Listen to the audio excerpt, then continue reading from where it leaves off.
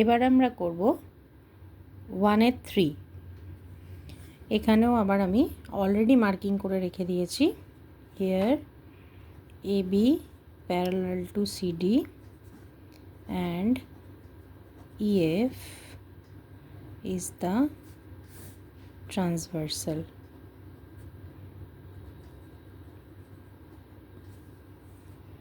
তাহলে দেখো angle APE আর angle BPQ এর মধ্যে কি রিলেশন? আবার গিভেন অ্যাঙ্গেল দিয়ে শুরু করছি। দেখো এই অ্যাঙ্গেলটা আর এই অ্যাঙ্গেলটা দুটো ভার্টিক্যালি অপোজিট অ্যাঙ্গেলস। তাহলে আমি এখানে লিখতে পারি অ্যাঙ্গেল BPQ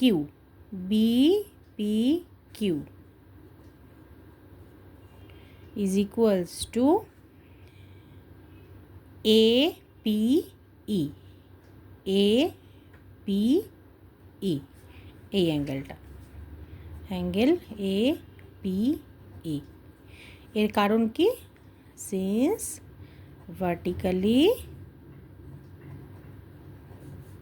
অপোজিট অ্যাঙ্গেলস। তাহলে এখান থেকে আমি পাই BPQ মানে হচ্ছে আমার A ইকুয়ালস টু 110 ডিগ্রি।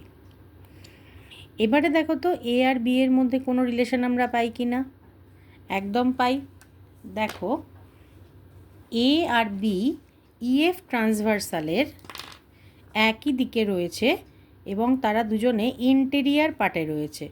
তার মানে A আর B দুজনে কিন্তু কো ইন্টেরিয়ার অ্যাঙ্গেলস। আর আমরা আগে পড়েছি যে if the lines are parallel then co interior angles are supplementary.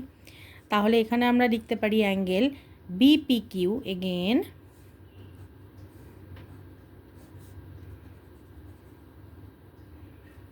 Angle BPQ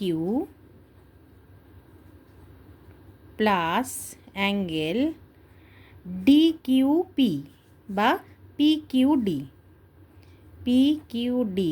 equals to 180 degree since co interior angles. দেখো ট্রান্সভার্সালের একই দিকে দুজনে রয়েছে। So co interior or allied or co joint angles. Co interior angles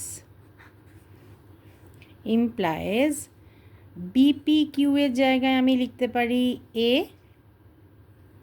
plus PQD এর জায়গায় আমি লিখতে পারি B equals to 180 degree implies, এবার তুমি A মানে জেনে গেছো অলরেডি 110 ডিগ্রি।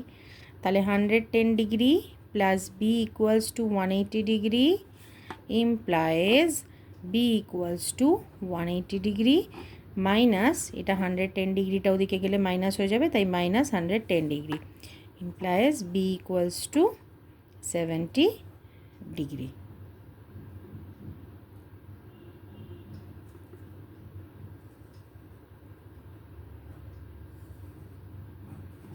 তাহলে আনসার কি পেলাম আমরা? A equals to 110 degree, B equals to 70 degree.